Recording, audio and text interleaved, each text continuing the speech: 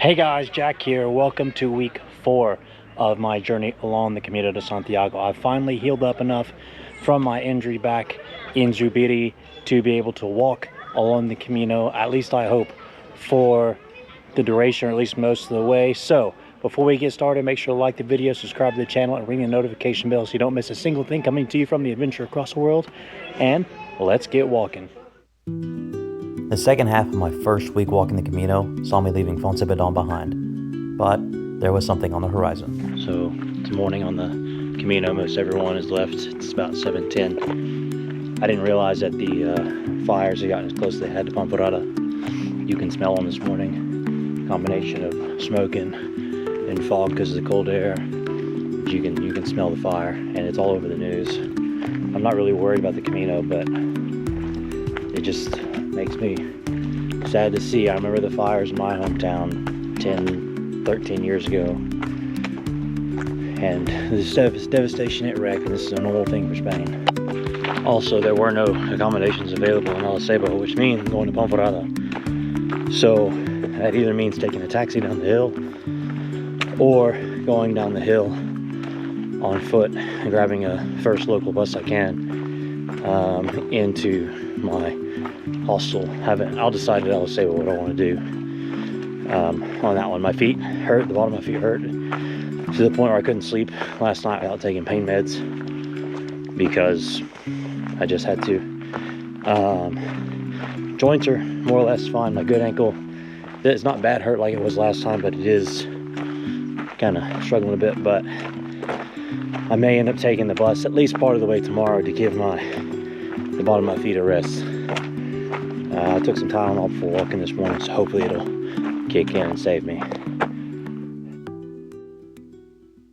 My name's Jack Rogers. In June of 2023, I decided I'd had it with normal life and set out to travel the world. 2 years later, I'm still going. I've seen some cool things in my time. I've swam the Nile, followed a matador around Spain, dived the world's oceans, and even returned to Iraq after 5 years away. Now I'm off on my next expedition, an 18-month trek through some of the world's most fascinating pilgrimages. My journey will take me to 12 countries as I walk in the shoes of religious pilgrims, ancient traders, and soldiers who blazed these trails centuries ago.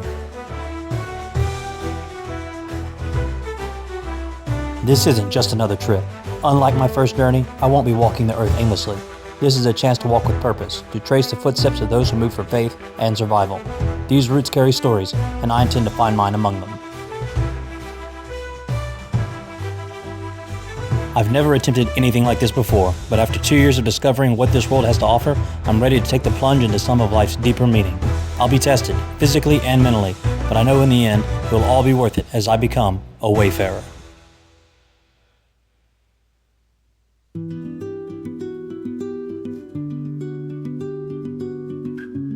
The walk to Pamparada was a long one, and there was a long downhill at the end. Oliver from Camino Lovers had told me that I really should stop in El Acebo because it just keeps going down, and even he struggles with his ankles. He said, yeah, if you get to El Acebo, it'll suck, and it's not going to stop sucking if you wait another day, but at least you start the next day refreshed and ready to go.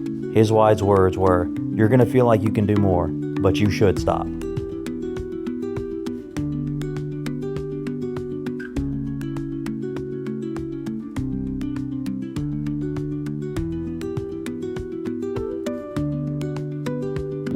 Words of the late great C.W. McCall, my ain't it pretty up here.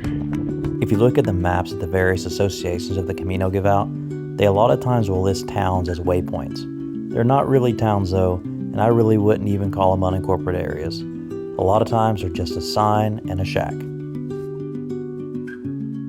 So I think it's funny that the people that get up at 4:30 or 5 to get on the Camino do that. Now, everyone's Camino is their own, and one lady was telling me that her country is really cold, and so she's not used to the heat, so that's why she gets out early.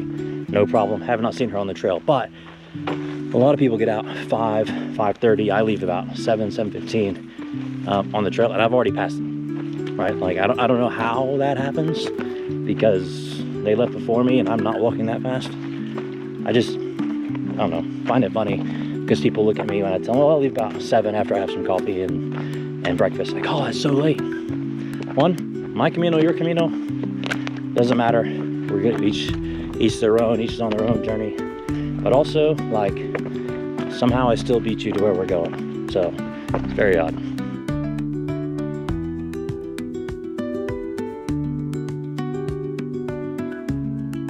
I have made the potentially unwise decision to walk the road from this point to San Miguel. The Camino continues up there, but for two reasons. One, less up and down. It's more of a steady down, like incline for the car.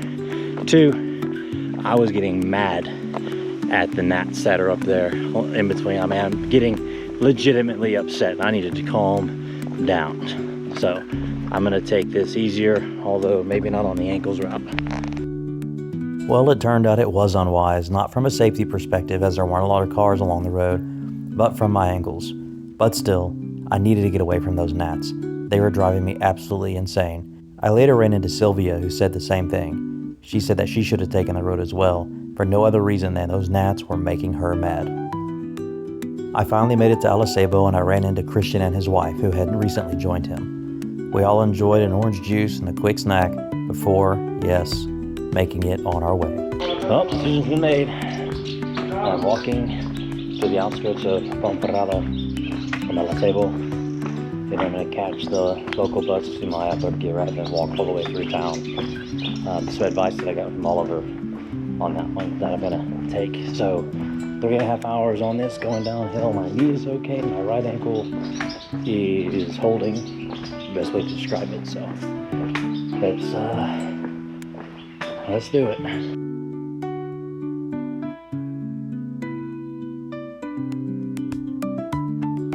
Honestly, the descent wasn't as bad as I thought it would be, but it did take a long time, and I was alone for most of it.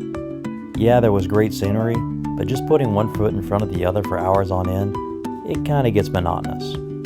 But one thing about the Camino de Santiago is that with every step, you find somewhere new, and something new to look at, and something pretty to see.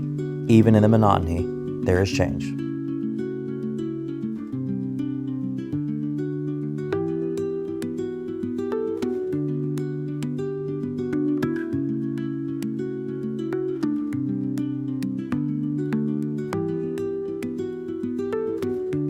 I can't believe I'm about to say this on camera, but after Arecibo, going down this hill, these mountains, whatever, it's not as bad as it could have been, or as I thought it might have been. So still gonna take the bus, but shoot, I'm kind of bored. Just put one foot in front of the other, podcast or music in my ear, like just kind of just ready to be there in Ponferrada. Well, fish got my wish. Before I knew it, I was in the outskirts of Ponferrada. Unfortunately, the outskirts of Ponferrada is an entirely different town, and to get through it, I had to ground pound on concrete roads. And that would be yet another parish church of San Nicholas de Barrio, Saint Nick himself, one of the protector saints in Catholicism. There's a lot of them about, just like there's a lot of San Miguels, because protectors of towns are much needed, especially back in medieval times. The last 45 minutes to an hour of this walk was down a sidewalk, which was brutal on the ankles. It wasn't up or downhill, it was relatively flat, but man, did it feel like I was murdering my ankle with every step. So, I'm getting to the outskirts of Ponferrada, and I'm going to take the local bus into my hostel because it's right on one of the stops. And that bus comes every hour, 20 minutes. And it leaves in 36 minutes, which means it'll probably leave in about 25, because the way Spanish buses works, and I'm 19-minute walk away. So, be no pussyfooting, dilly-dallying, or anything like that. I gotta get there. I'm not gonna run though. Thankfully, this time when it came to beat feet, it was down a dirt road, which meant I could move faster with less pain. And believe me, I needed that.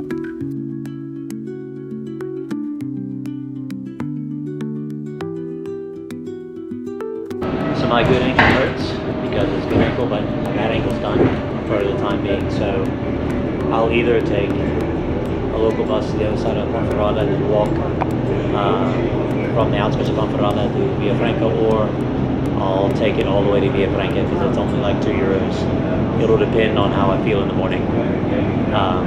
But again, thanks to Oliver, because I feel substantially less bad about making that decision for the sake of my joints. I also don't feel good. It's definitely been, I don't call it dehydration, but like the water and like a food, because I haven't been eating much on the trail because I can't eat much while I'm going. But so I think taking an easy day tomorrow is going to be the smart call.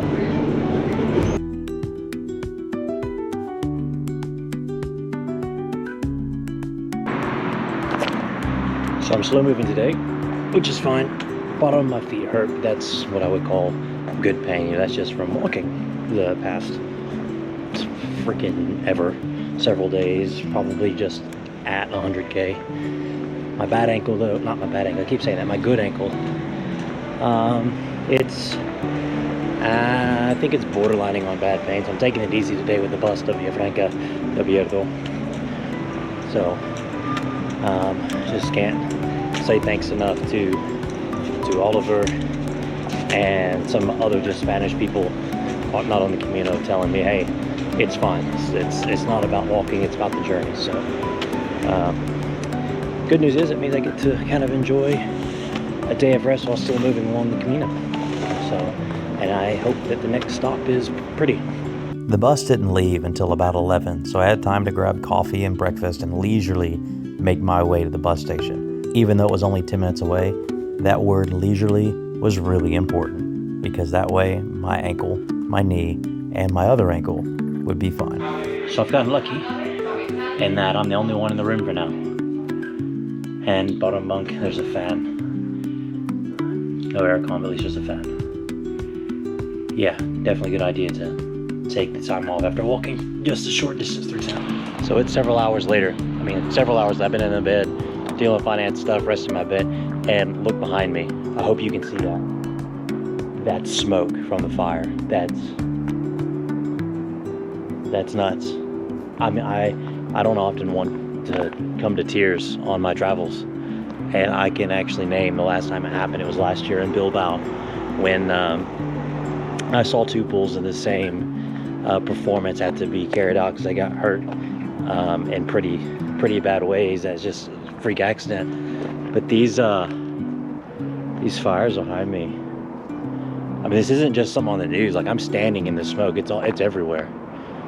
And I mean, this is utter devastation that's being wreaked on this half of the country for about a month now.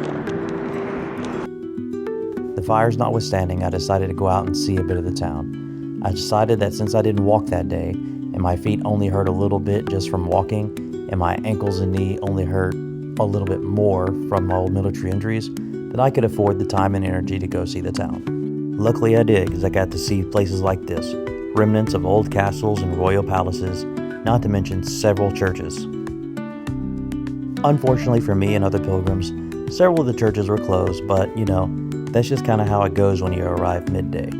Besides, on this stretch, there weren't a whole lot of pilgrims to help provide for the upkeep with donations, so I could forgive them for closing their doors for several hours a day.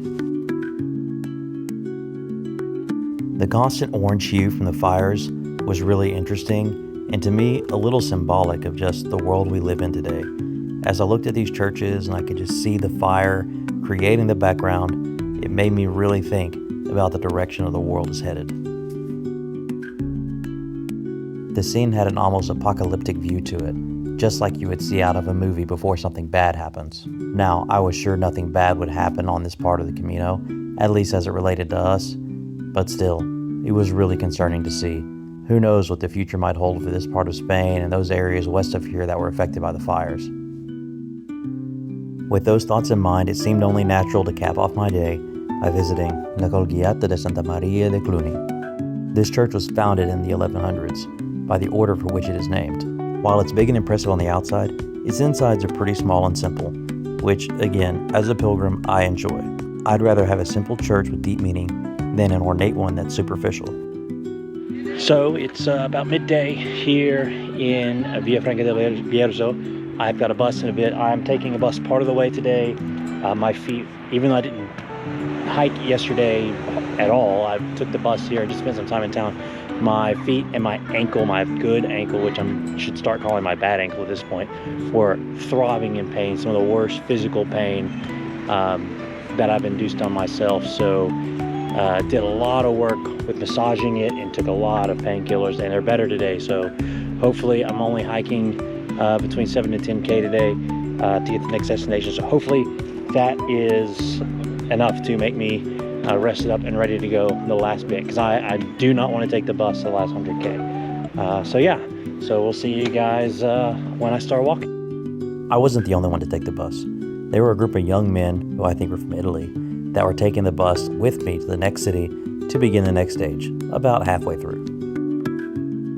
So I ran into Bibi in the last town in Villafranca. That's the Portuguese woman I've talked about in a couple other videos that I walked with on the way to Roncesvalles. Ran into her again in Logroño, and she's really super upbeat. Just turned the corner and bam, there she is.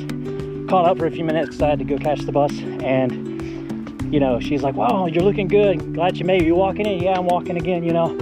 I have to take the bus every so often. Like yesterday, my ankle. She's like, no, dude, that's just so good, so cool. And then she told me like she got sick yesterday. She was running fever. It was awful. So anyway, it was a really nice catch up with someone, a really nice, sweet person I met on the Camino. And I said, hey, but you know, at least you made it. She's like, and we're gonna make it to Santiago. I said, yeah. I said, you're gonna make it to Santiago? She says, no, we're gonna make it to Santiago. And it's so awesome, man, now that Oliver's really turned my view around, and to meet someone on the road like her that's like, no, even if you don't walk the whole thing, you're gonna make it, by God. And it's just super uplifting thing to start my walk with today. So yeah, that's, it kind of hyped me up for today, to be honest with you. Thanks, BB, really appreciate it. The hike today was night and day difference from the orange hue of the night before. That said, that didn't mean that the fires or the smoke were gone, just that they were obscured by the sun shining through the atmosphere. If I looked closely, and it wasn't that hard, you could clearly see the outline of smoke along the mountains.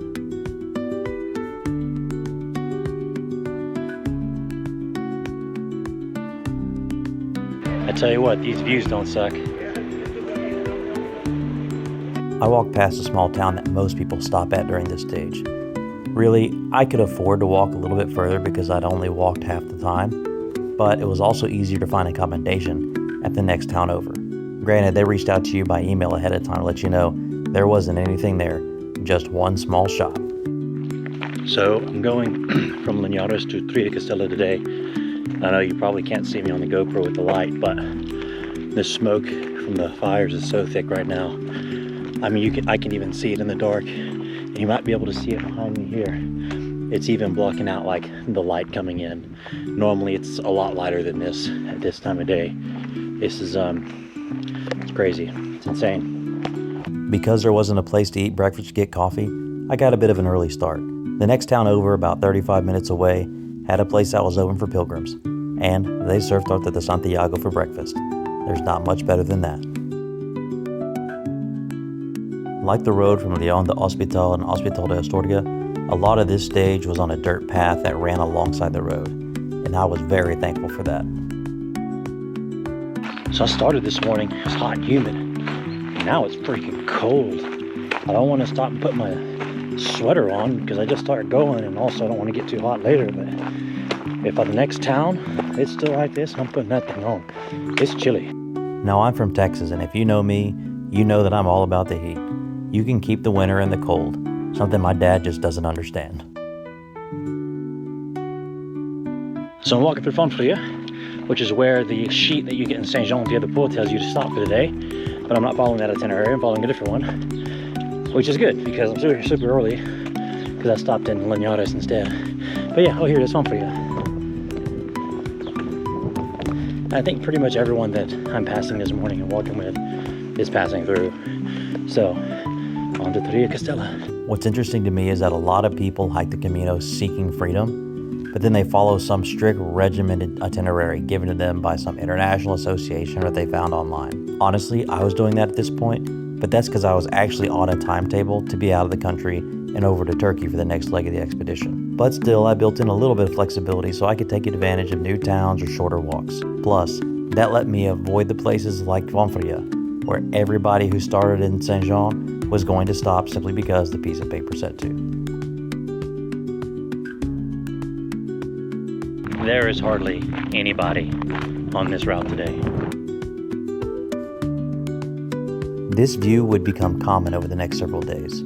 As the sun came up over the mountains or started its way down, you could easily see the smoke and the dust that it contained. I eventually came to realize I wasn't escaping the fire. I love seeing the farmers and the ranchers moving their cattle through town. It's like, you know, time froze from centuries ago in this town. And, you know, I love everything bulls, so it's just makes me smile to see. This part of the walk to Tria Castella, which was admittedly only the last few kilometers, was really beautiful as it passed by farms and farmers doing their thing with their cattle. And before I knew it, I had finally walked into the city. But just like that, it was time to leave again as the early morning came. I hadn't intended to get an early start, but it just happened to work out that way. And I said it before and I'll say it again, I really don't understand those people that get up and walk in the dark. If you want to walk in the dark, just stay home. It all looks the same.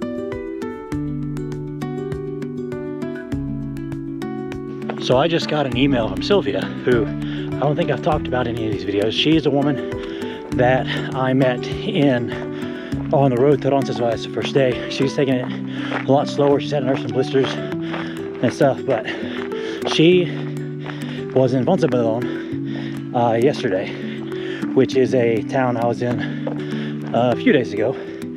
And she just emailed me asking if I'm safe, because she had to take a taxi this morning from Foncebadon to Ponferrada because of the smoke. And as I'm talking about this, I can smell it for the first time this morning.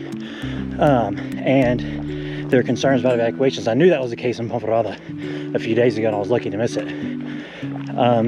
One, as I said, I don't know how many times on videos and reels, it's very sad. And it's something that is genuinely upsetting to me. But two, it's also a symbol of the friendships you make on the Camino, where we saw last time we saw each other was in Logroño, where we had a beer with her friend Raul that she met. And then before that, it was the Roncesvalles, or the road to Roncesvalles. So we haven't seen each other in 2.5 weeks, going on 3. And she still like reaches out to say, hey, are you safe? How are you doing? Because of this issue I'm having on the Camino, not related to being hurt, but to the environment.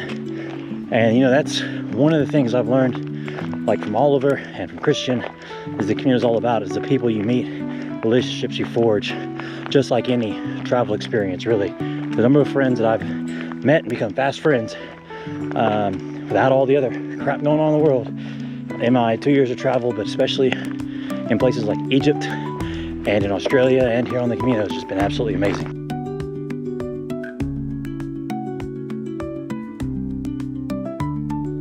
That email should have foreshadowed what was to come. By the time I got to Santiago de Compostela, the trains would have been canceled between Madrid and Santiago for a week, as they couldn't get through the fires. I didn't know it now, but getting back to Madrid when I was done was going to be a trick.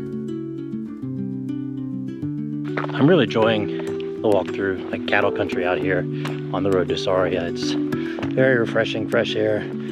It's really nice. I love the toros. I love everything that goes into it. So like these here, these appear to be milk cows, but still love everything like this. This peaceful farmland scenery was the last bit on the stretch to Sarria, as I spent my last bit of time alone before arriving with the throngs of people who were there to walk the last 100 kilometers. All right, I've made it to Sarria. This is where the last 100 kilometers starts. So there's gonna be a lot more people along the route. There were a lot of people today. I was kind of shocked from Tria Castella. I did see a lot of taxis coming in. There was a bus that was carrying people's luggage. That was clearly a private charter for some young teens and preteens. So that's it really for the kind of solo part of this journey. And the next 5 days or so, I should be amongst a lot of people. We'll see. We'll see how my feet hold up, because they are hurting right now, but almost up there.